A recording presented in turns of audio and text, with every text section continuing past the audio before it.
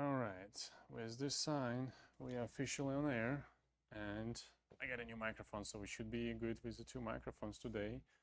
I'm gonna experiment with something. There's noise cancellation function, so if you guys can tell me in a bit, let's see, let's get it started, and we'll see in a second if it changes and if it gets your, let me do it like that actually. So this is one option. You'll say something. Testing, testing, Yeah, uno, this dos, is Yuli tres. with his microphone, and I'm gonna switch it now to noise cancellation. You will do the same. See if you can hear us better now or worse. Let us Testing, know how it is in the testing, comments, testing, uno, please. dos, tres, cuatro. And let us know if you can see it as well. I don't know because I never see the broadcast myself. But yeah, let's leave it in this mode and let's start with some updates. So first, you guys like us to, some of you like us to tell us what's going on, new things. Well, we're filming in our table zone today where we have all the gaming things. You're gonna have the presentation here in a moment. I'll stop by. Some of you might remember, but the big news of the Warhouse today is, believe it or not, Jacob is back. You guys remember Jacob? I'm gonna turn camera here. This is Jacob. What's Jacob known for? He's the first employee of Spray Gunner ever. I hired this guy in 2017. We just today found his picture on one of our website when he was like a young boy. But yeah, Jacob is awesome. I'm glad to hear you back. Have you back? He's going to be managing our warehouse here. He was with the company all this time, but for 2 years he been remote from Ohio, and now he's back in the warehouse, and I'm super excited because he was really big help in the warehouse. He was doing most of the shows and other stuff for us remotely for the past 2 years, but he's back and I'm excited. What else? I have a few more products. I'm going to show you guys everything, but a couple highlights. So we got this new quick coupling, Spray Gunner Orange on it. This is really decent quality, made in Taiwan, and really enjoy the quality of this product. So for the non-name collection, we got this new product in. It's already on the website, along with some other things, and we got new trigger airbrush. You guys really enjoy our minigun. I know it's out of stock now. We're working on restocking it. There's a pre-order right now with actual pre-order 20 is a code to get 20% of minigun. It's a great deal. Not this one, but the original minigun. So we made this version. Some of you requested for more detail. It's 0.3 standard. It's aluminum, so this is really lightweight. It's like really lightweight triggered airbrush, and comes with two really light plastic paint cups. Right, so it's like your low weight setup, and then you have for the 0.5, because it's 2-in-1, so it has a 0.5 included, round air cap for both, and we have this fan air cap for the 0.5, which will make it like miniature minigun, mini minigun. That's what it's gonna be essentially. So that's some updates, and from here I'm gonna turn to Yuli. He's right there. Hello. I think he prepared something for us. A little something, yeah. For some reason, I don't see chat, but I'm gonna try to log in from my phone, see what's going on. Let me put it here for a second. Let's see. I can lower it to you, Yuli. Yes. Here we are. Here's Yuli. So go ahead. Yeah. Cool. So, hey, this is Yuli with Spray Gunner. I just wanted to start that saying that. I don't know why. Today we're going to be going over some tools and tips on how to get started with your miniature painting journey, from the very basics that people that already know don't even talk about or think about, to, and then you can do this sort of future steps. For a starter, you're going to need a miniature to build and paint, of course. You're always going to find this like introductory sets for like Warhammer or for some other games where they have like the miniature with some other stuff. They tend to come in small boxes for individuals or bigger boxes for like the vehicles. However, something that some people don't realize when they get started is that you don't have a miniature. You have a tree, or a runner as they're also called. You have to cut these guys out, remove the leftover. There is more than just I feel it, I play it. You have to put some effort into it. And yes, this is bare plastic compared to this guy. It's not at all what you're expecting. So to get this guy started, first things you need are some tools. Now here we got from Ammo, we got their book which starts telling you how you can use the starter tools. There is a good number of books out there like this. We carry a couple.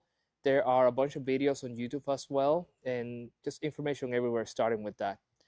But with the beginner steps, beginners set tools, main thing you're gonna need, for example, are just nippers. Now, you're gonna have like single blade, dual blade, yada yada kind of nippers. I think this is really functional there, right? This is just one of the Oh yeah. last thing, yeah. This is their foundation for, if you guys familiar with Situation and Mink's wife. But Nice. yeah, that's Yeah, but you're gonna need this guys in order to start cutting the pieces off from the runner. Now, you see like right here, that's where the iron sights is. You don't want to go like right there next to it. You want to give yourself a little bit of space, because if you do right up next to it, and I'll show you down here on this, whatever that space is, we go right next to it, right? And then space, and then space. You see that white? That's splash. This is bad because if you want your miniature to be like as smooth as possible, that could come from either removing plastic from the actual piece or warping it so that it will be like an undulation, a little bump. You can file and send it down, but it's not going to look as clean as if you give it some space and then take off a little bit left, and for the rest, we use the knife. If you're comfortable with a knife, of course. If you're not comfortable with a knife, well, you have options such as the sanding sponges, sanding papers, yada yada. But that is the main thing that you want to get started with. Be able to cut the piece out of the runner, then use the knives or sanding paper. However, keep in mind that not all nippers are made the same. These ones are, no, we have a couple of them, like this one from Element Hobbies as well. And we have some for Army Painters, but I think we ran out of that one. We are getting a restock on Army Painter. Don't worry, it is coming. It is, what was it that you said? it was. I will have two palettes on the way right now. Yeah. I think two separate palettes, but it's one of those brands which have a big name. So we just added to our inventory not long ago, and it just keeps on flying. Now, first it didn't fly because we didn't realize we put it at the full price, and everybody else sells like 20% less.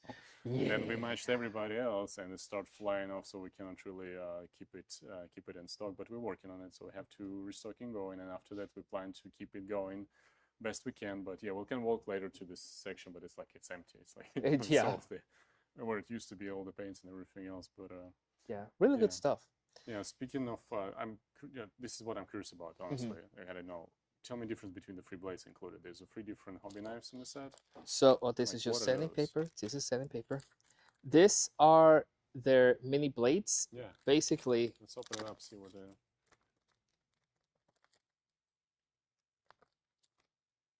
depending on the shape that you're going to be sanding down, cutting or so, different shapes of blade are going to be necessary. For example, if we have a curved surface, such as the top of the barrel over here, there you go, the bottom down here, I could do it with a straight knife, but that's not going to really work. I have to do like 3 cuts or so to really make it a difference. This one is good for if I want to be tracing or keeping my fingers so they sound perfectly straight, which gives me some wiggle room. I am not gonna cut myself, don't worry. Which gives me some wiggle room for if I'm cutting a, say, masking tape, we'll talk about that later, or stencil, we'll also talk about that later, or anything like that. Straight blade is good for just flat edges. You can just go through and cut through it. This is thick plastic. I'm not really gonna be using it. This one is a nice little hook, which is great for the round parts, because this way you're able to actually get in there and slowly chip away. And the curvature of the knife makes it easier for you to actually get lesser cuts without losing the roundness of the part.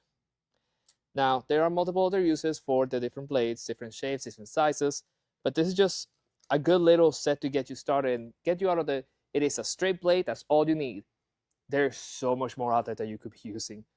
Plus, I tend to break the tip of my straight blades very frequently because I was misusing them because I didn't know that these things existed. So there's your Dark Yuli secrets of the day. After you do that, you got quite a few options, such like the sanding sticks.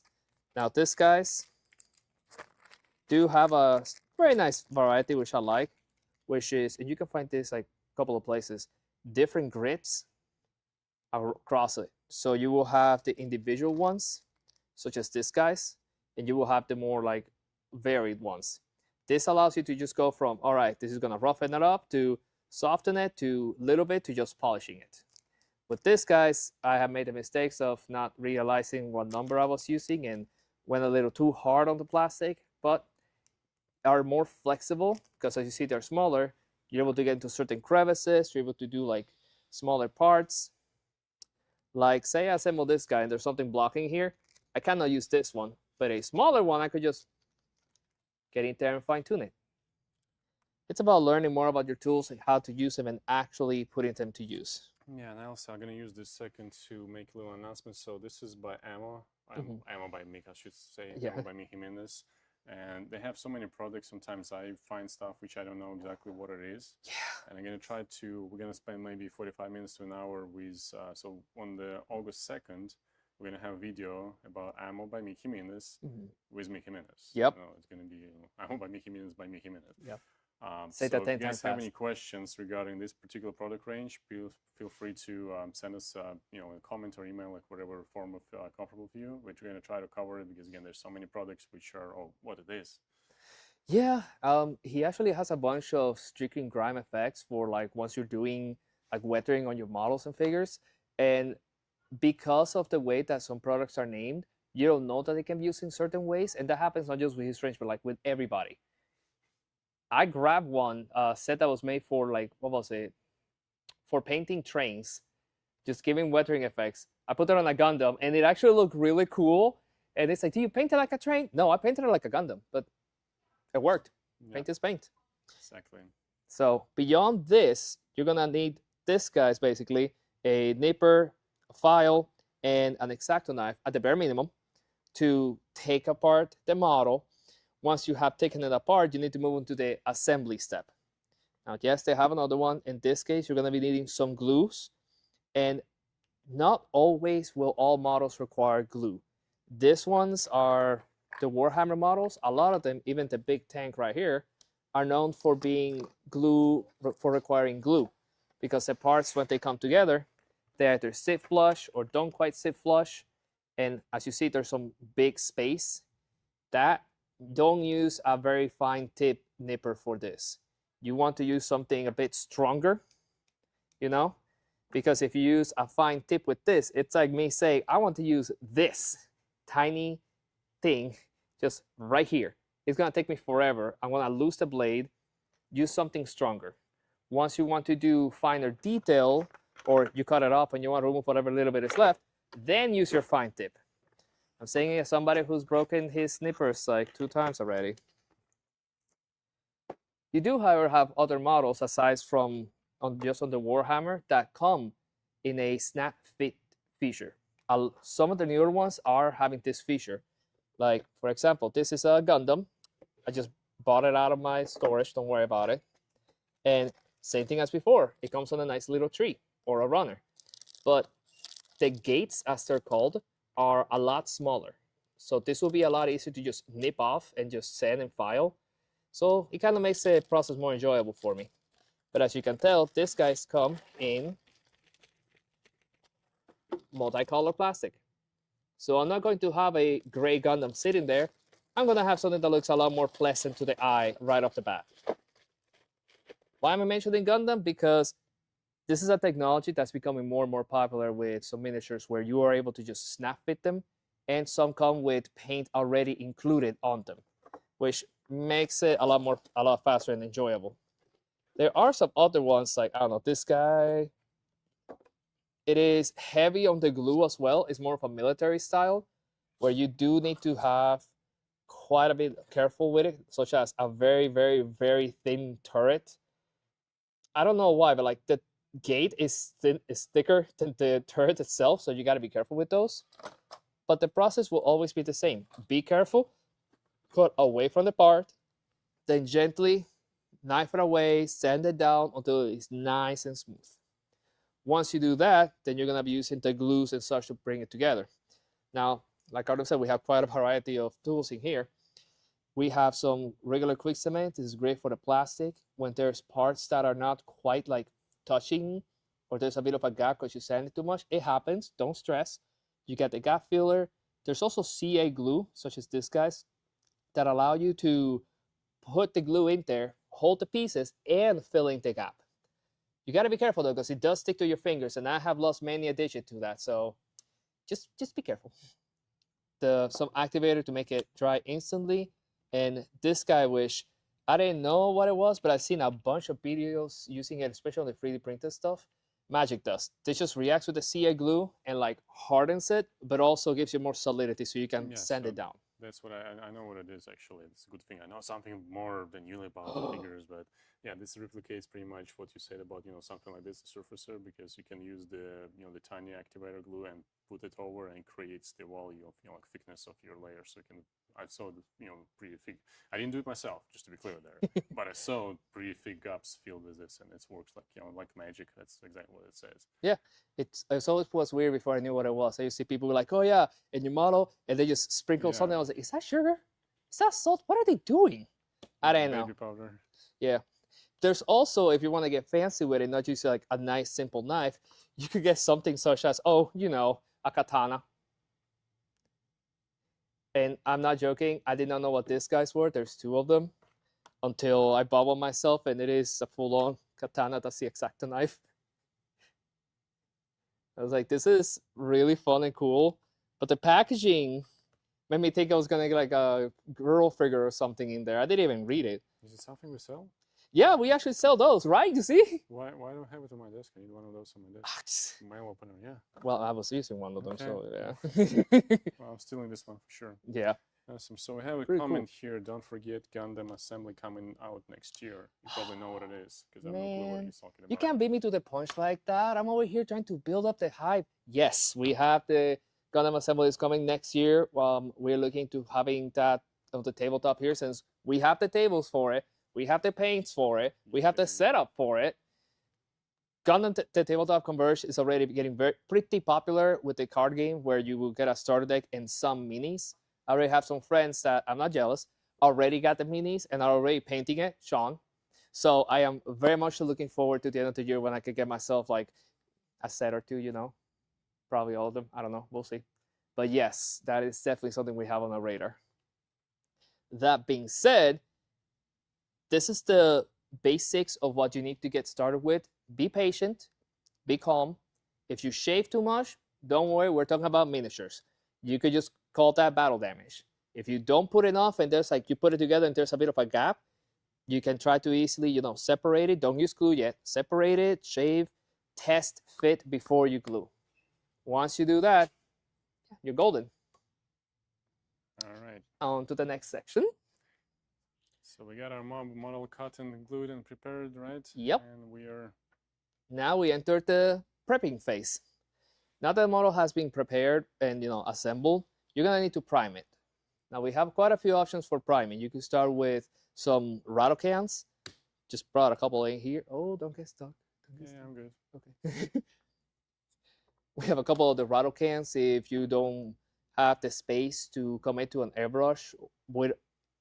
And we also have some of the primer liquids themselves in case you like to either do it by hand or do have an airbrush that you could use. Recently, I was doing that with a Trench Crusade Mini. I was just using this guy, the White Star on Res, because it's a nice little self-leveler, and I didn't put enough coats to, hold on, give me a sec, I think it's right here.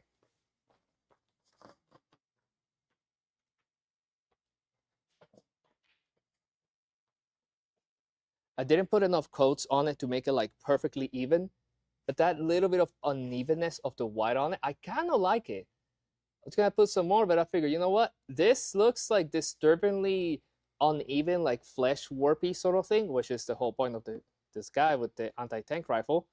So I kind of keeping it like this. You don't have to commit to having the base be perfectly solid. You can find tricks as you go. Even if you think you're doing it wrong, it's right for somebody else.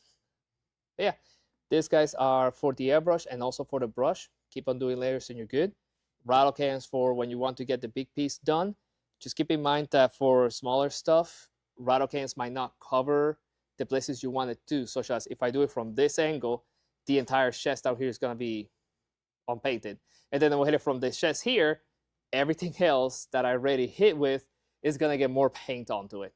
So pros and cons, faster, easier. not as precise. You can lose some detail if you do it right, if you spray too much on different sides, yeah. Exactly. The paint will just layer onto it, and you're gonna have to, if you know, you know, the classic good old Space Marine with 100 coats just bloating and you can't even see the face. Once you have that prime, we move on to the brushes. Now, you do have the synthetic brushes, which are pretty good for when you're getting started. These are just some of the starter sets we have available too. The main thing you want to look into those is some round brushes that you can use for putting the first layers on. Primers do come in different colors as well. So like, for example, this we got like brown and purple. And over here we got blue and metal. This will save you quite a bit of trouble. Just somebody who had to paint a couple of Space Marines, the blue just saved my life because from here, I just do some touches and then, hey, we're good to go. There's some dark places, do some washes. You're good, don't worry about it. So very helpful for speed running some projects. But back to the brushes. The synthetic ones will help you get started doing some shading, doing some overall coating and such. You do have the more advanced ones, which tend to be like the Kolinsky brushes, the Sable brushes, like these guys, that are actually organic hairs and will allow you to get a lot more detail in there. Like that picture is not an exaggeration. This model, as you can see, these guys right here, they're tiny. And those little golden balls are very, very tiny indeed. You can still get that crazy amount of detail. Because they're organic, they hold themselves better than the synthetic ones. That is just a Space Marine that they were giving, like, yeah, you can just build it, help people learn how to assemble, how to paint and such.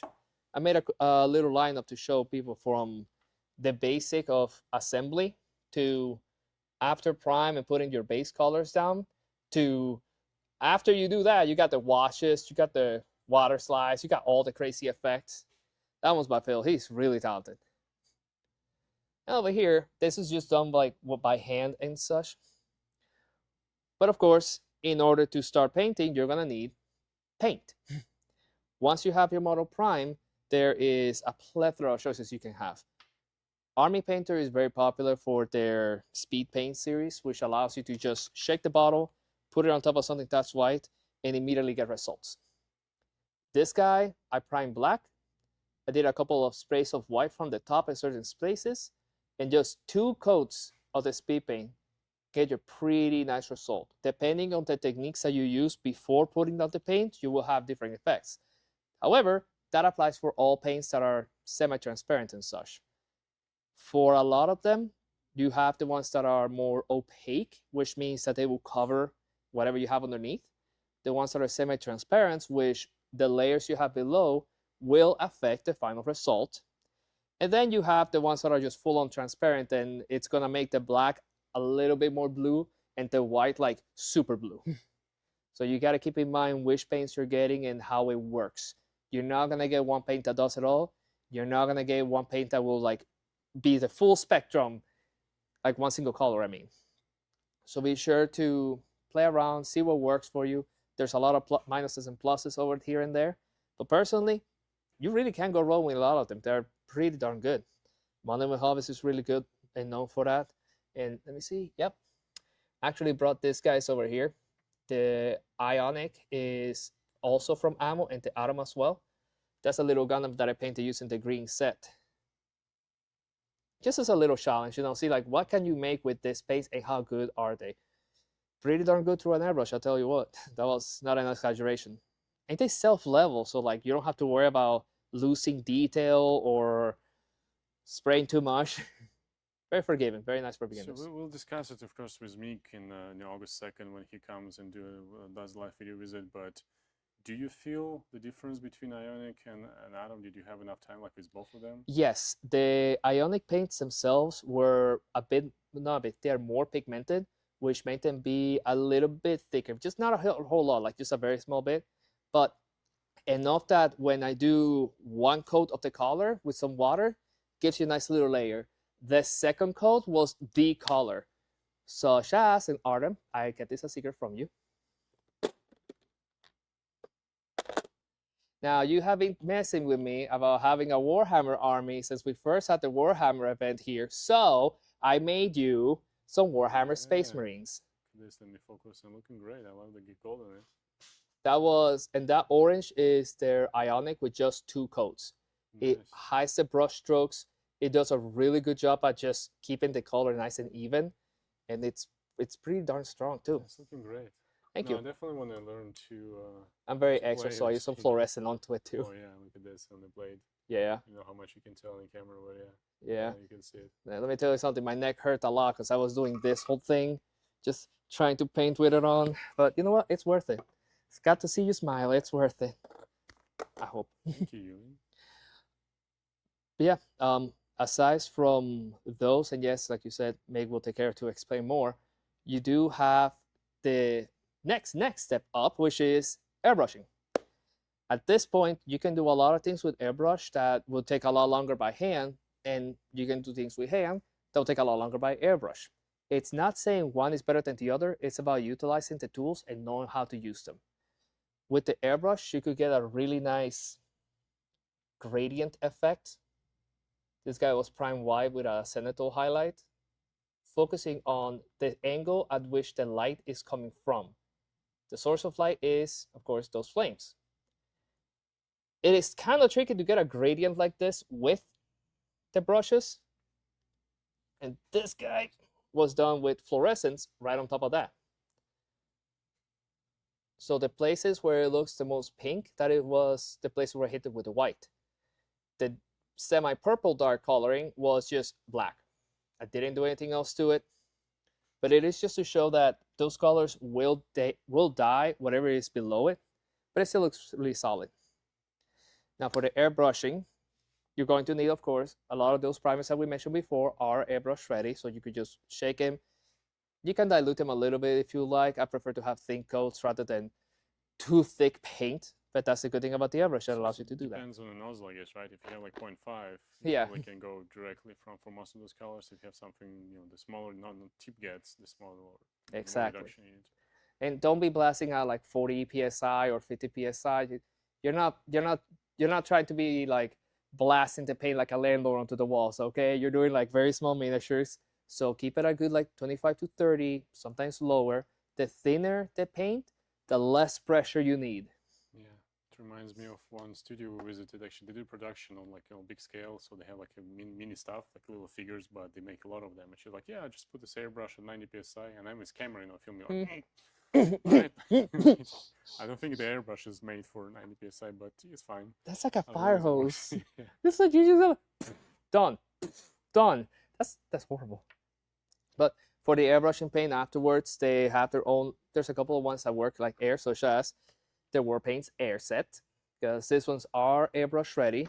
And believe it or not, the Pro Acryl paints are also airbrush ready. We actually met when Nova opened last year, and they were generous enough to just give us some paints to try, and we were just using the airbrushes, the cordless right here, just going at it, and I'm like, wow, I'm surprised it works. 0.3, 20 psi, who knew? Which is something that they're talking about more and more too, which is really nice. We also have like this. It's basically like a, hey, if you want to get started, not even sure, just grab a cordless and here you go. Just some general paints. Don't worry about it. I've been using them. Where did you get this from? I realized after I got them, I was like, oh yeah, these ones were open for like a video on the spray booth, and then it just sparkled on. But I'm like, it's fine. We use them here to help people learn. Okay, I think the guy just survived the drop. Now, I just want to comment on this. So, please do not think that this is similar to whatever is there. So we designed this. This is made in USA, as the box says. We designed an online paints for people just to get the feel for the painting. Because they're ready from the bottle. So there's a lot of paints out there which are not ready, those are ready. And also the price point, we're trying to compete with Chinese paint with this pretty much. But it's made in USA, so it's really, I think we have 24 color set for like $38 or something like that. So it's really affordable paint. Yeah, I think it's something like that, yeah. Yeah, with metallics and stuff in it. So if you never brushed, this will be a good starting point because you'll have no problem with like paint coming out, especially if you have the prime figure. Yeah, you can use it, no problem, like it's gonna be there. But there's a difference in a lot of things between those paints. So I would say they're not as good as cool as as Atom, to be honest. But they're not meant to compete with them. They're meant to compete with a completely different category. And there's also a couple of the metallics like the Chroma Air. I love this so much. This guy actually did I did a testing on it. I said, what if we do like a center highlight, but with the metallic? So it was black, touched it up a little bit here and there, and then just focused the angle on it. I want to do like a candy color or something with it. I'm not sure yet, but don't be afraid to experiment. Metallics are not just made for putting it down on touches or the whole thing. You can always play around with it. But now, if you have the paints and you have the brushes and you have everything else, you need an airbrush to spray them with. For which we have a commentary here saying that Oh. he painted his first army with like 50 psi, more power, better. Oh my more God. battery. did you have to glue your army to the base as you were like shooting, or just like, there it goes? Because I tried a 40 psi, man, and my thing was flying.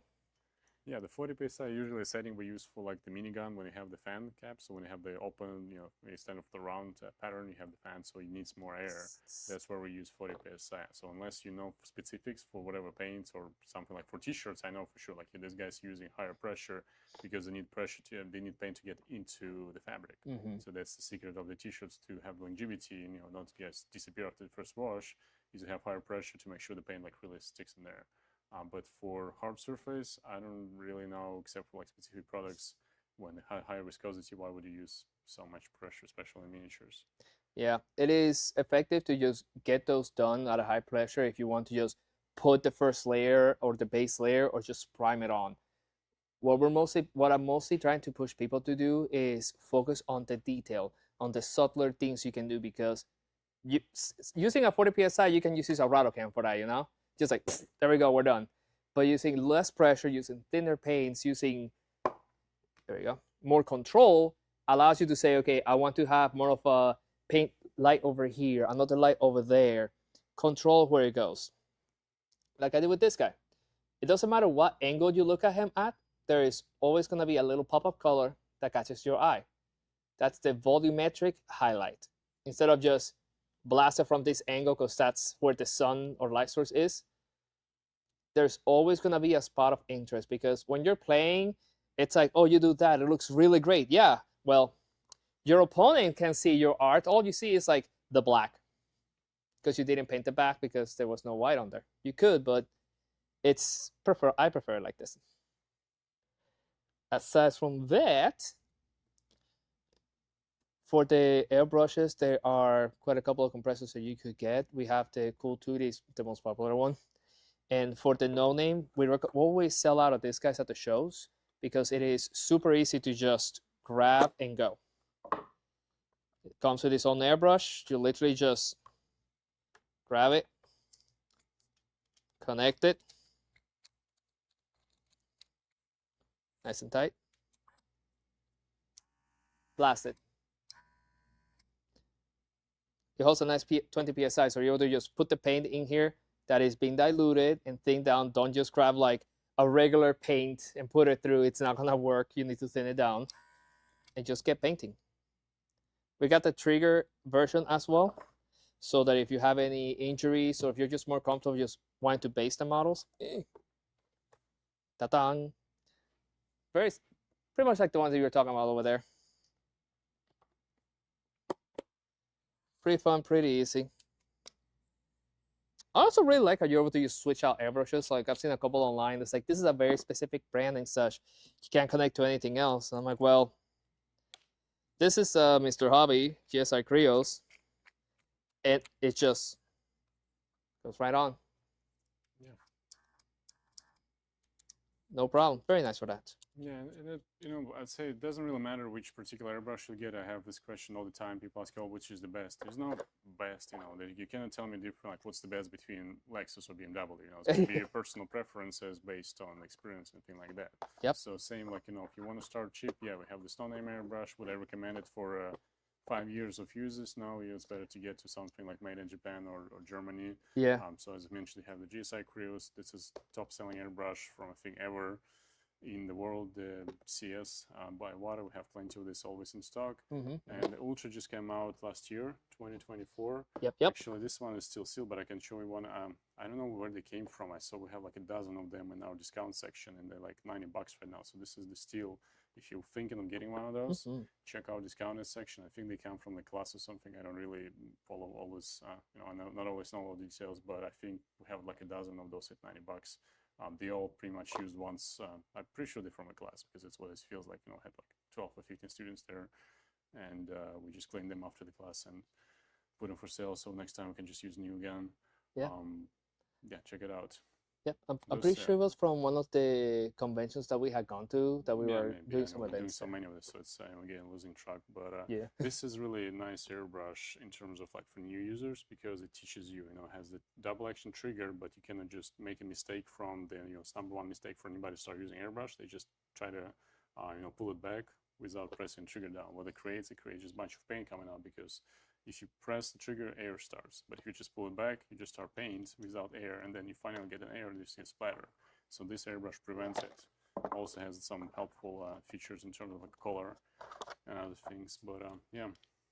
And speaking of conventions, so Yuli, as you can hear him, hopefully is knows a little bit about painting figures and miniatures and other fun stuff. So he's teaching a class here on the August 2nd before Meek's class. So have meet him in this class on the 3rd. It's sold out. Absolutely. Yeah. Yuli's class still have some spots open. So if you wanna learn basic airbrush and figure painting tricks before getting to like Meek's class, or just you wanna just learn from Yuli, come sign up for it. And also you come into IPMS, right? You're Yep. doing classes there. I'll be going to IPMS. We're gonna have some seminars and demo section as well. So if you're interested in just you're going and you wanna pick up an airbrush and try to spray some random stuff, we got you. If you wanna learn some more advanced things, we got you. No, We're always here for that. But you're missing Nova this year, right? Because you're Yeah, well, it's my honeymoon, so like I gotta go. I can't cancel that one. But yeah, to what he was saying, when you have the airbrush, that's like just a little bit of water coming out versus now if you ever paint a miniature, you know that is a whole lot of liquid at once. So that's the whole point of what he's talking about, that the better quality airbrushes, the ultra prevents you from going too far back. You can adjust a little knob back here so it only goes far back. So you're not gonna have a blast of paint out of nowhere. Just a quick demo so people see without using paint, because then I don't want to have to wash my hands like that. It's harmless, don't worry, it's water.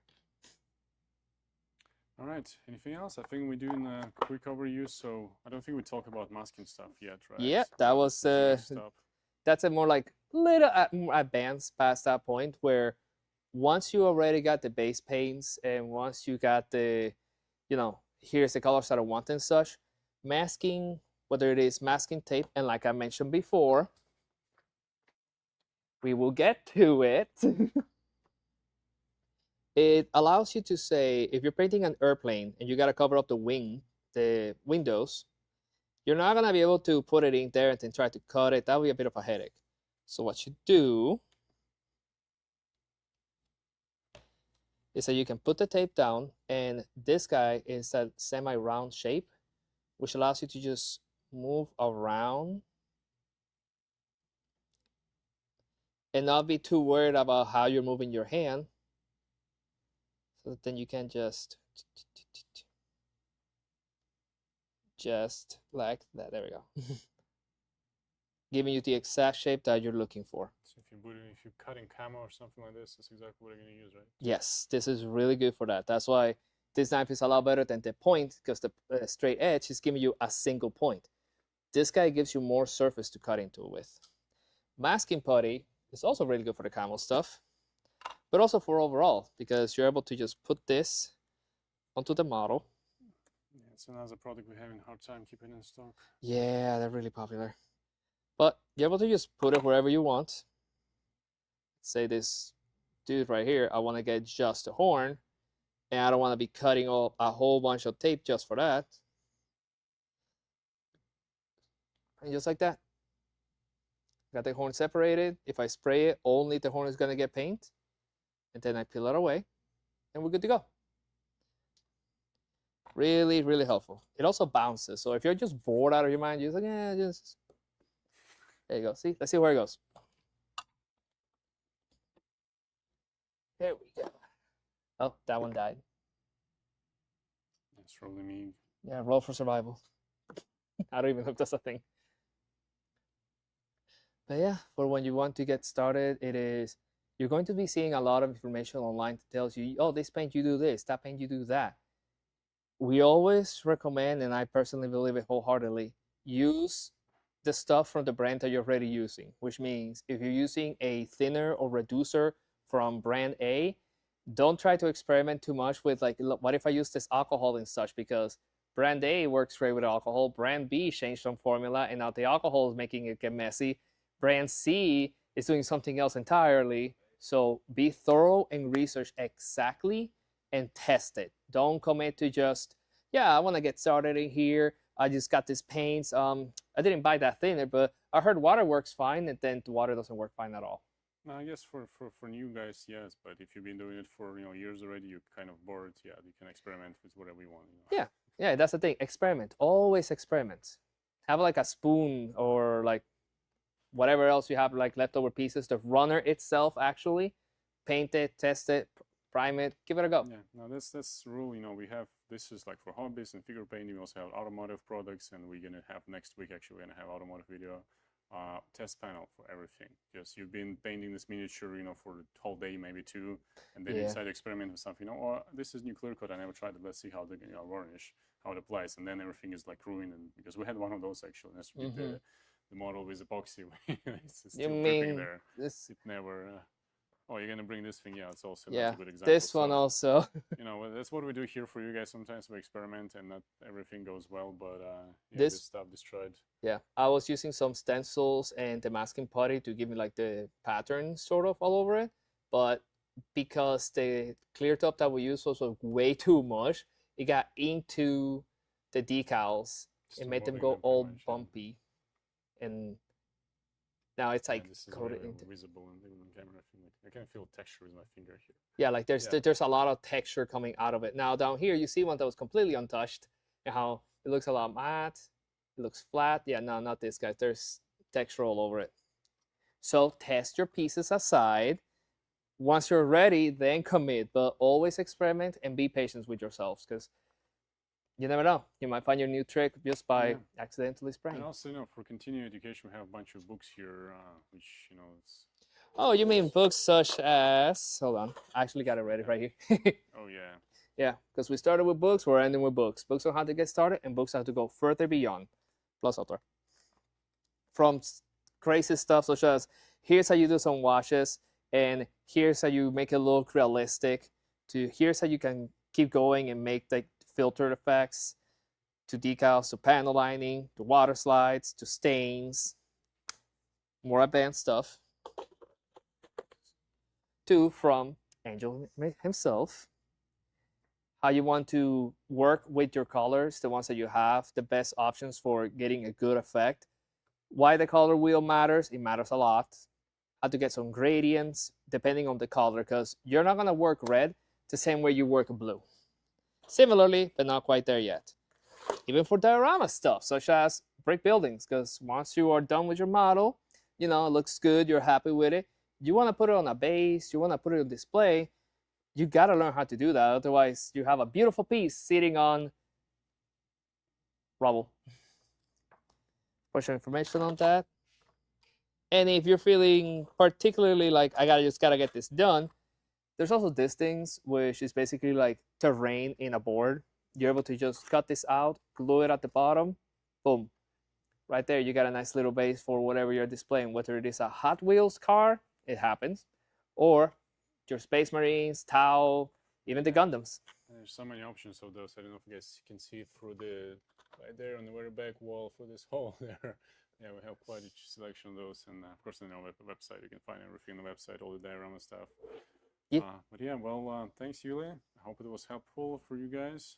We'll see Yuli. I don't know when we see. Probably gonna see you at IPMS, but next week we're doing. Dan gonna be doing some automotive related video. Well, it's not automotive only. It's a cosplay or anything like bigger scale. And then the following week, so we're gonna move it from Thursday to Saturday because we have a special guest. I already mentioned we're gonna have Mickey Minnis here going live with us and talking about his products. And then after that, I'm probably gonna have two. So we're trying to do one kind of more automotive, one more of the hobby, but we'll have to do two in a row because it's gonna be IPMS week. So if you guys want me, I can try to walk around APMS, see what's going on there, like in nationals in Virginia, whatever, Virginia Beach. I think they're somewhere today. I mean this year. And after that, we're gonna have another surprise guest for you because I'll be traveling, so somebody gonna be subsidiary for me. Ooh. But yeah. But I appreciate you all joining us, and again, please let us know in comments what we can improve, what we can do better, what we can touch base in terms of like topics we're discussing and talk about. You know, again, there is anything related to airbrush is what's going on here. You know, we're in special effects on the cosmetics, we're in automotive, we're in tabletop gaming. This is actually one of the pieces I'm going to show you guys. They finished lately for our studio, for our facility here. This is Trench Crusade, right? This is Yeah. what you play. This is the leftover. The main board is crazily over here. Okay. Well, Actually, I thought we are gonna keep on gotta going check it down. out. Yeah. Well, we can come and see. I didn't. Yeah. Pay attention. Yeah, This one's is pretty been cool. quite worked on. I put just two quick little models just to show some scaling there. This guy got some Goblin Hunt stuff. This guy got some. Yeah. This is the guy from the last video we did with you live, right? Yeah. Experiment on it. Yeah. So you can see the effect once it dries, like a week or two later. And this I was just playing around the fluorescence and the atom paints. Like I said, they self-level really nicely. Yeah. So it was pretty nice. And you can come and play this stuff at Spraygunner if you're one of those tabletop gamers, which I'm trying to become one, but I know time is always the limitation. But it'll be cool. It'll be cool to play one day. Well, again, thanks you all for joining, and I'll get back to our office stuff here. So see you in the next one, guys.